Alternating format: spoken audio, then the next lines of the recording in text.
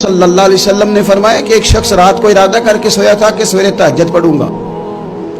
एक तो वो है जिसका इरादा ही कोई नहीं, फजर पढ़ने का भी इरादा ही नहीं, सिरे से प्रोग्राम ही नहीं। उसको पता चल गया कि डॉक्टर ने कहा था 7-8 घंटे सोना है, तो अब वो टाइम देख रहा है 2 बजे सो रहा हूँ, 10 बजे उठ जाऊंगा। उसकी बीच में नींद है, सेहत है, डॉक्टर की तंबीह है, पर फजर तो शामिल ही नहीं।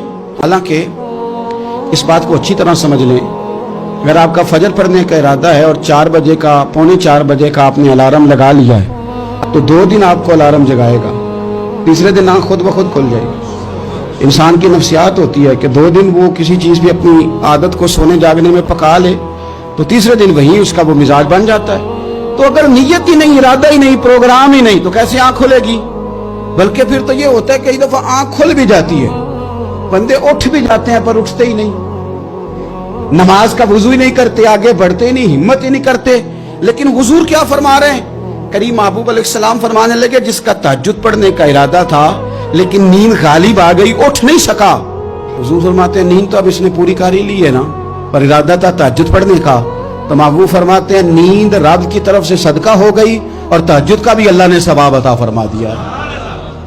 इरादे साफ करे, पक्के करे, नियतें खरी रखे, नियत साफ रखे, इखलास पैदा करे, तो फिर तो घर में बैठे बैठे बड़ी नेकियों का सवाब मिलता है। फिर तो अपने घर के अंदर मौजूद रहने पर भी इससे बड़े बड़े लंबे सफरों का सवाब मिलता है।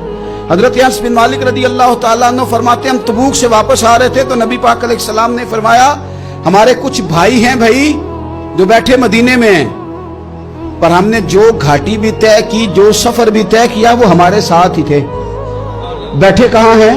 मदीने में, पर हमने जितना सफर तय किया वो साथ ही थे। हजरत अनस बिन मालिक कहते हैं, हमारे तो कान खड़े हो गए कि बैठे भी घर हैं और हमारे साथ हैं। हुजूर सैयद आलम अलैहिस्सलाम ने फिर बात को खोला और फरमाया, वो जानबूझ के नहीं बैठे रहे, इरादा उनका पक्का था हमारे साथ आने का, लेकिन किसी मजबूरी की वजह से नहीं आ सके।